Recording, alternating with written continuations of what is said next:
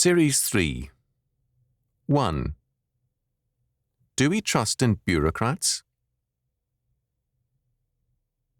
The Wall Street Journal, Review of the News, September the 17th, 1980, 61, recently reported on a case of theft. A man stole a snowplow from his employer, and he confessed to the crime when the police came by. Because the police failed to tell him of his right to silence before his confession, the thief went free. In the second act of the story, the employer fired the confessed thief, but an arbitrator ordered the worker reinstated. Another incident. I was a witness in a federal courtroom in a case involving Christian schools and the federal government's demand that all such schools become a part of the federal unemployment insurance program. Under cross-examination, two Labour Department officials admitted that it was their intention to review and control all firing policies.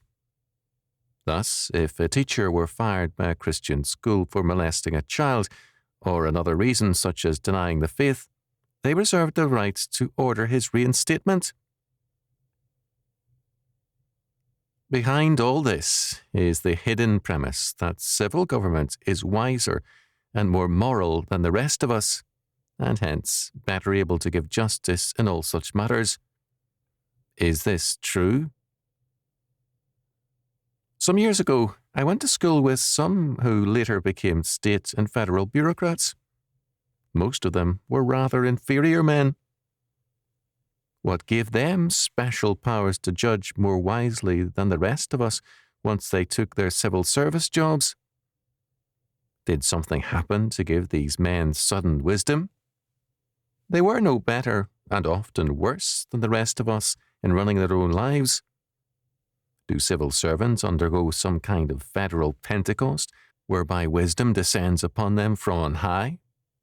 What makes them think they can run our lives better than we can? This is, of course, the premise of statism. Big Brother can do it better for you than you can.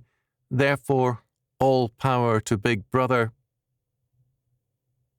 However, our coins still carry a relic of the older American principle, in God we trust. This means that we do not trust in Washington, D.C. and its uncivil servants. Wisdom comes not from the White House, the Supreme Court, or the IRS, but from Almighty God, and to put our trust in men is dangerous, and it is sin. Bureaucrats are very good at increasing their powers, not our freedom. Isn't it time we told our politicians that our trust is in God rather than in them? Then our freedoms, instead of diminishing, would flourish.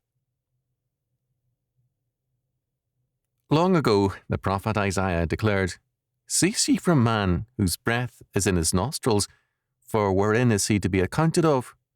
Isaiah 2:22. If we are not partisans of freedom, then our faith will be in slavery.